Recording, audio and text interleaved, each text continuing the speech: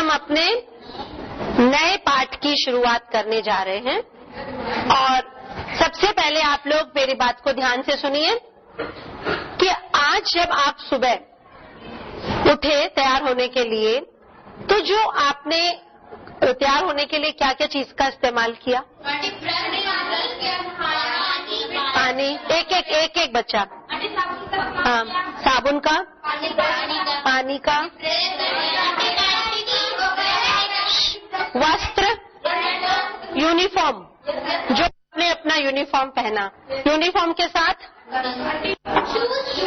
Shoes, socks and बस्ता, bag उठाया, pencil box, pencils, ये सब चीजें जो आपने बताई। जब आप स्कूल के लिए तैयार हुए तब आपने सबसे पहले अपनी यूनिफॉर्म निकाली, हाँ? और जूते मोजे निकाले, टिफिन लिया, सब किताबें ली। ये सब वस्तुएं किसने बनाई हैं? ये सब चीजें किसने बनाई हैं? मानव ने तो बनाई है। लेकिन जब आपने ये यूनिफॉर्म पहनी तो ये आपने कहाँ से खरीदी? बाजार से खरीदी, यूनिफॉर्म स्टोर से खरीदी। तो यूनिफॉर्म स्टोर कपड़ा कहाँ से लाया? फैक्ट्री, जहाँ पे कपड़ा बनता है। अच्छा, और फैक्ट्री में जब कपड़ा बना, नहीं, जब कपड़ा बनना शुरू हुआ फैक्ट्री में, तो उसको किस चीज की जरूरत पड़ी?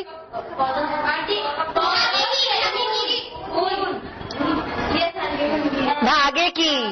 हमारा कपड़ा धागे से बना है। अभी सर्दियां नहीं आई है, जब स्वेटर पहनेंगे तब हम लोग ऊन बताएंगे। इस तरह के सूत की जरूरत पड़ी। इसको सूत कहते हैं, सूत का धागा, सूती धागा।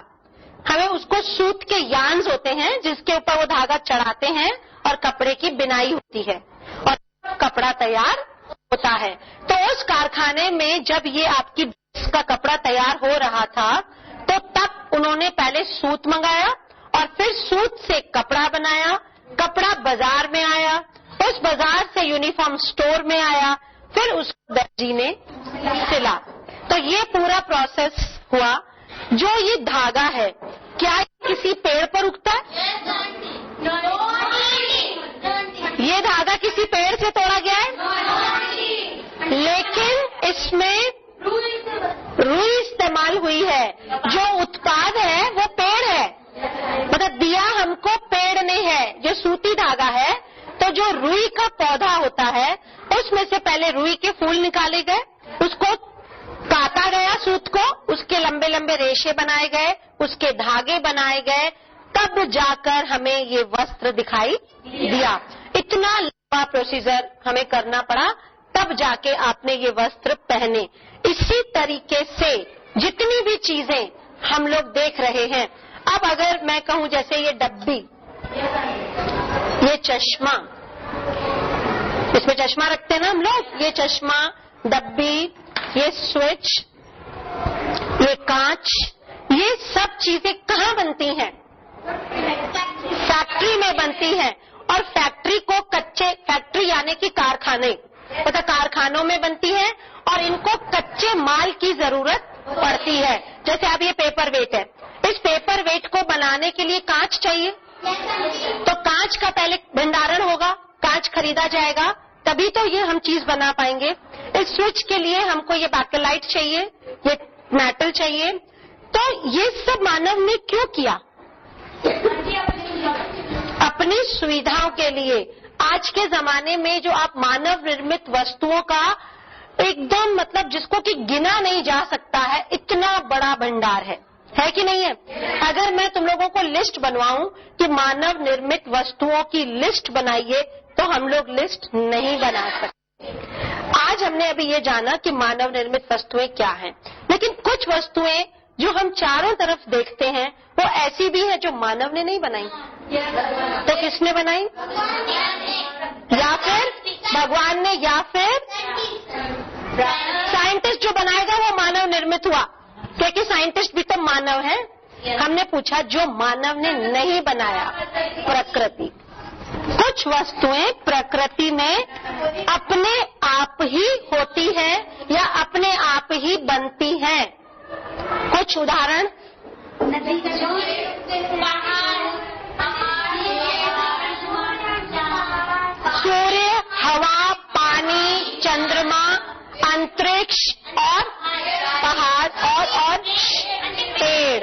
हमारे चारों तरफ जो जीव जगत है वो मानव ने, आप सोचो पेड़ हमने बना दिए? नहीं, खेती हमने की, उसको बीज हमने डाला, लेकिन वो जो बीज बना वो प्रकृति से बना। उसकी कोई फैक्ट्री नहीं है कि बीज की फैक्ट्री बन गई हम फटाफट ले आए वहां से, ऐसा नहीं है। देखो गेहूं का जब आटा बनता है लेकिन उसको खरीदा जाता है, पीसा जाता है, लेकिन गेहूं आया कहां से? पेड़ से। और पेड़ प्राकृतिक है, पेड़ मानव निर्मित। मानव ने खिलौने तो बना लिए, आप बहुत जानते हैं खिलौने कई तरह के, हाँ, जैसे ये खिलौना कितना सुंदर एक खिलौना है, लेकिन क्या इसमें जान है? ये किसने? ये प्रकृति से आती है। ये गॉड, हम जिसको भगवान हमारे प्रकृति कहते हैं, उसमें जान डालने वाला प्रकृति है। प्राकृतिक रूप से हम लोग जीवित रहते हैं और फिर हम लोग मर जाते हैं। तो आज डिफरेंस हमको देखना है प्रकृति और मानव निर्मित वस्तुओं में। प्रकृति में जो चीजें हैं वो है सूर्य, चंद्रमा,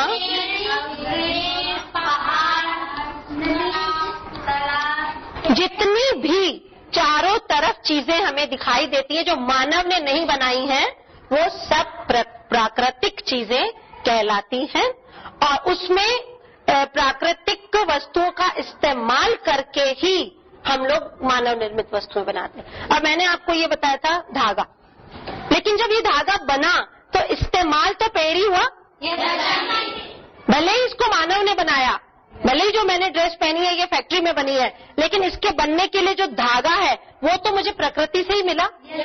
हम जो खाना खाते हैं, कितने तरह का हम लोग घर में खाना खाते हैं, हम कहते हैं कि हमने रोटी बनाई, हमने सब्जी बनाई, लेकिन वो चीज आई तो प्रकृति से, आई तो पेड़ पौधे से।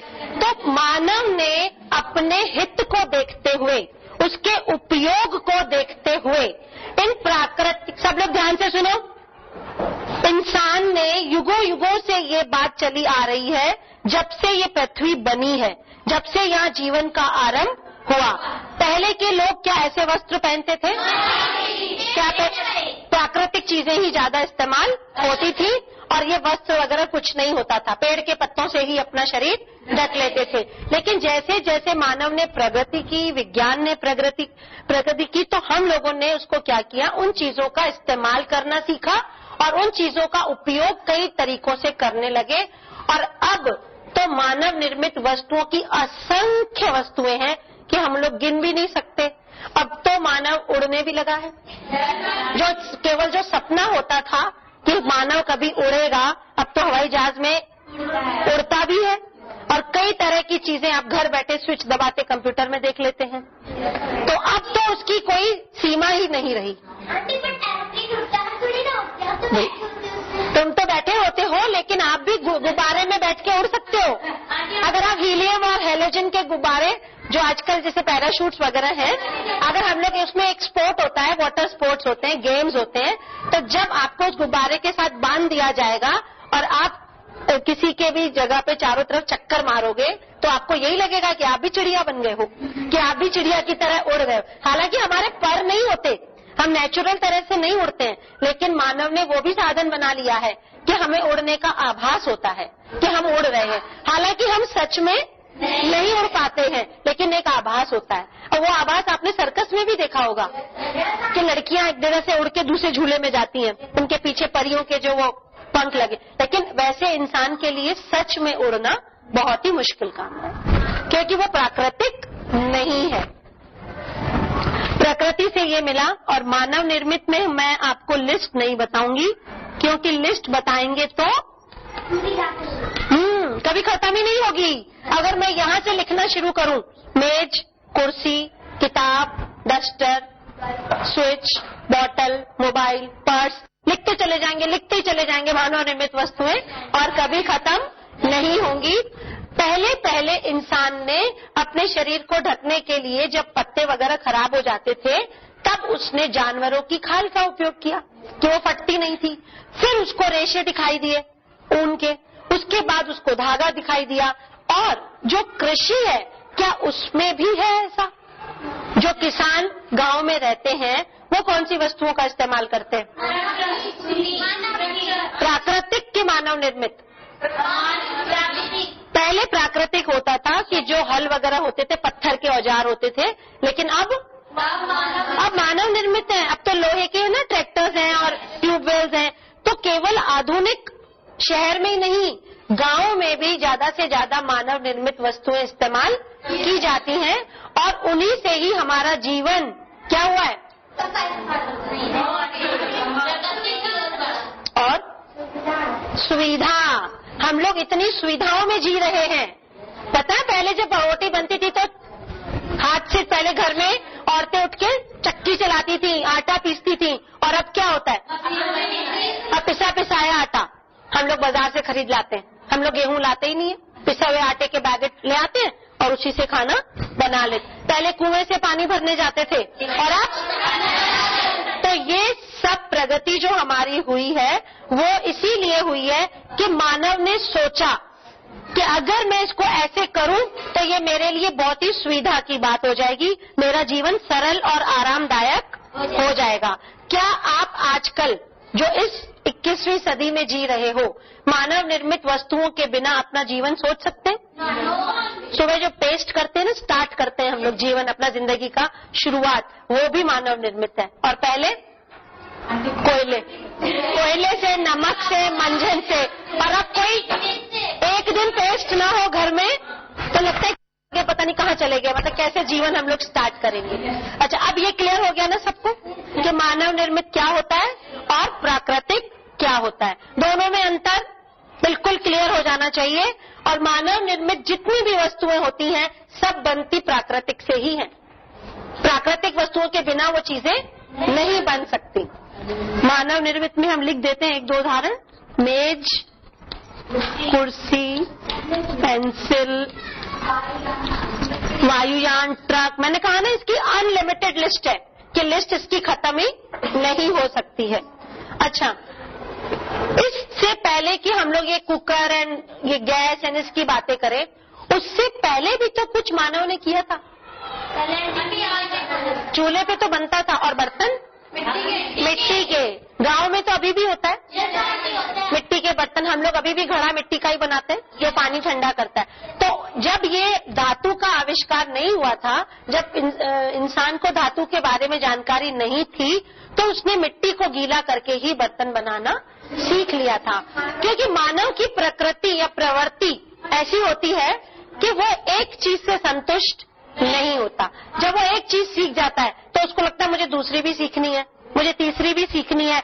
और इसी धारणा को हम लोग कहते हैं प्रगति या आविष्कार। आविष्कार करते हैं, खोज की जाती है, वही कहलाते हैं वैज्ञानिक। आप लोगों में से कितने लोग वैज्ञानिक बनना चाहते हैं? किसको लगता है कि मुझे खोज करनी है, नई नई करनी है? अच्छा, अगर करनी है तो किस बारे में? अगर आपको वैज्ञानिक बनना है तो ऐसी कौन सी समस्या है जिसको आप हल करना चाहते हैं? हाँ बताओ। हाँ, ये पृथ्वी खत्म हो जाए। हाँ, और पीछे मुड़ के देखे तो लोग कहाँ हैं? इसका मतलब ये डॉक्टर बनना चाहती है। क्योंकि जब परेशान होते हैं तो हम लोग डॉक्टर के पास जाते हैं ना, और डॉक्टर हमको बताएगा। लेकिन अगर गायत्री तुम इस तरह से करने लगी परेशान होके, तो पृथ्वी तो गोल है, उसका तो अंत ही नहीं है, वापस वो घर आ जाओगी। अच्छा, तुम देखना चाहती हो कि पृथ्वी गोल कैसे है? अच्छा, वहां जाके बेटा हम लोग पैदल हम लोग नहीं चल सकते। हाँ, एक मिनट। हम लोग अंतरिक्ष से जब पृथ्वी का चित्र खींचते हैं तो वो एक गोले की तरह दिखाई देती है। अगर कोई, हाँ, गेंद है, गेंद जैसी, मतलब संतरा जैसे ऊपर से नीचे से पिचका होता है। तो लेकिन अगर संतरे के ऊपर से चलना शुरू करे तो वापस तो वहीं आ जाएंगे, वापस घर आ जाएंगे। तो गायत्री जाने का कोई फायदा ही नहीं, वो तो घर छोड़ने का तो कोई फायदा मिला ही नहीं।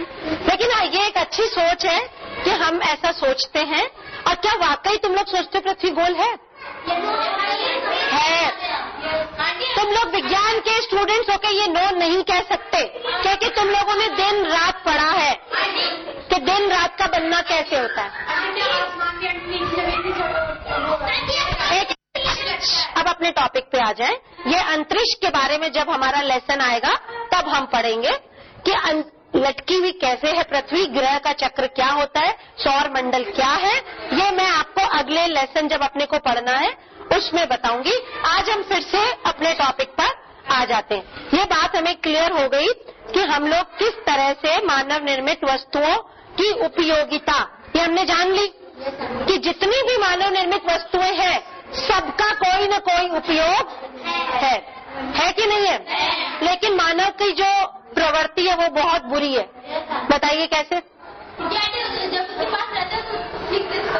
नहीं करता और पानी ज्यादा बातें नहीं, जो इस पे तो हम लोग आएंगे टॉपिक पे। लेकिन मानव ने क्या केवल उपयोगी चीजें बनाई? विनाश की चीजें भी बनाई है। तो मानव की बुद्धि गलत जगह पर भी जाती है। शराब, मसाला जो हमारे लिए हानिकारक है। अच्छा, लेकिन आज जो हमें पढ़ना है, पहले वो लिस्ट पढ़नी है जो मानव निर्मित वस्तुएं हमारे लिए उपयोगी हैं। जो चीजें हमारे लिए उपयोगी हैं उनकी लिस्ट हमको पढ़नी है। सबसे पहला लिस्ट क्या है? मानव निर्मित वस्तुओं की उपयोगिता।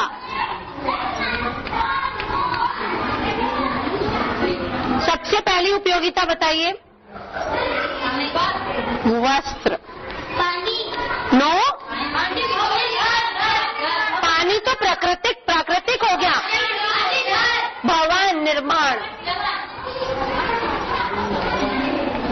भवन निर्माण में कौन कौन सी वस्तुएं हैं? अच्छा, जब पहले के जमाने में मानव निर्मित वस्तुएं नहीं हुआ करती थी तो इंसान कहाँ रहता था? गुफाओं में। लेकिन बाद में उसने ईंट पत्थर के घर बनाए। थर्ड क्या है? घर तो हो गया, घरेलू कार्य।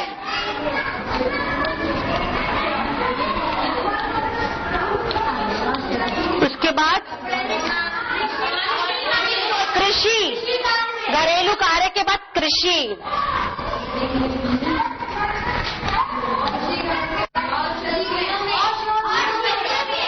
ये तो सबसे इम्पोर्टेंट है। दवाई के बिना जिंदा, क्योंकि अब हमारी जीवन शैली ऐसी हो गई है कि घर में खाने से ज्यादा दवाई पे ज्यादा खर्चा करते हो। औषधि। और हो गया 5। पांचों टॉपिक कवर हो गए औषधियों में। हाँ, ठीक है। अब हम सबसे पहले वस्त्र जाने। बीमारियों को कौन बनाता है? बीमारियों को कौन बनाता है? बीमारियों हमारी बुरी आदतें, खाने पीने की बुरी आदतों के कारण हम लोग बीमार पड़ते हैं। और प्रदूषण से हम लोग बीमार पड़ते हैं। ये संक्रामक रोग जब पढ़ाऊंगी ना तब हम बताएंगे। अच्छा, वस्त्र में सबसे पहले ये बताइए कि आप कितने तरह के वस्त्रों को जानती हैं? 1 मिनट। आजकल कौन सा सीजन चल रहा है? बेटा एक बच्चा बोलो तो समझ आए। विंटर शुरू हो रहा है, सर्दियां शुरू हो रही हैं, तो अब हम लोग क्या पहनकर आया करेंगे? स्वेटर। वस्त्र कई तरह के होते हैं। वस्त्र कौन कौन से? सूती, रेशमी,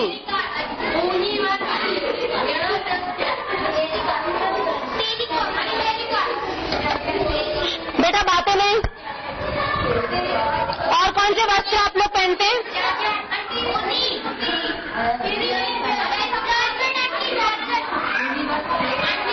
अगर हम लोग वस्त्रों के प्रकार लिखने लगे तो इसकी भी एक बहुत लंबी लिस्ट बन जाएगी। और हम लोग मानव निर्मित वस्तुओं की कई उपयोगिताएं हमारे लिए हैं और इन उपयोगिताओं ने हमारे जीवन को बहुत ही आरामदायक, सरल और सुविधाजनक कर दिया है। अब अगर हम लोग सुबह उठते हैं और हमारे पास घर में जैसे चाय बनाने के लिए सामान नहीं है, तो हम लोग 5 मिनट में बाजार जाके सामान ले आते हैं और तुरंत गैस जलाई और चाय बन जाती। लेकिन पहले के जमाने में ऐसा नहीं होता। यही बात वस्त्रों की है कि अब हमारे पास वस्त्र रेडीमेड समझते हो, बने बनाए सिले सिलाए वस्त्र बाजार में उपलब्ध हैं। कि अब ये नहीं होता है कि पहले हम लोगों ने खरीदा, उसको कटवाया, टेलर से नपवाया, तो थे हमारा कपड़ा बनके में। और पहले के जमाने में वस्त्रों की इतने प्रकार नहीं मिलते थे, बस एक ही होता था कि या तो फ्रॉक पहनो या सूट पहनो, और वो भी दो, या तो प्रिंटेड या धारीदार। लेकिन अब कितनी वैरायटी है, बहुत, कि मखमल का अलग है, शादी के लिए अलग है, सिल्क का अलग है, स्कूल की अलग है, घर पहनने का अलग है, बाजार जाने का अलग है कि नहीं? इतने तरह के वैरायटी के कपड़े हम लोग पहनते। तो वस्त्रों में इतनी खोज हुई है। अच्छा, और पहले के बाद जब वस्त्र वहां नहीं बनते थे फैक्ट्रियों में, तो कैसे बनते थे? चरखे से। जब चरखे से बनते थे तो क्या होता था? खादी, जिसको खादी कहते हैं हम लोग, हैंडलूम क्लोथ्स। हैंडलूम क्लोथ्स कैसे होते हैं? किसी के पास जूट का बैग है? जूट का बैग, ये रहा, ये वाला, हाँ, ये दिखा, इसको छू के देखिए, ये ना हैंडलूम क्लॉथ है, इसको छूए, कितना कठोर वो है, खुरदरा, जूट का है ना, ये खुरदरा है। और अब अपने कपड़ों को छूए, कितने मुलायम है। तो पहले के जमाने के कपड़ों में और अब के जमाने के कपड़ों में ये फर्क है कि पहले मोटे खादी के कपड़े मिलते थे और जिनमें सिलवटें बहुत ज्यादा आती थी। लेकिन अब क्या है, रेशमी, चमकदार, तरह तरह के रंग और तरह तरह की डिजाइनों के वस्त्र बनने लगे हैं, और इसीलिए हमारे परिधान भी अलग अलग तरह के बनते हैं। आप लोग बाजार में अभी अपने लिए कभी सूट खरीदने जाती हो? कोई तो जाता होगा, हाँ, तो उसको क्या कहती हो? मतलब वो पूछता है कि कैसा दिखाएं, तो आप लोग क्या कहते हो? या तो कोई रंग बताते हो कि मुझे इस रंग का दिखाओ, पीछे सलवार चुन्नी या कुछ लेना, या आप बोलते हो कि नहीं मुझे घर पहनने वाला प्रिंटेड कपड़ा दिखाओ, या हमें शादी के लिए सिल्क का दिखाओ। तो दुकानदार के पास पूरी रेंज होती है, वो आप जो मांगोगे वही दिखाएगा। आप जाके में सूट लेना है तो बोला बहन जी कैसा सूट लेना है, आपको कौन सा सूट लेना है? तो इसी से हमें पता चलता है कि वस्त्र कितने प्रकार के होते हैं।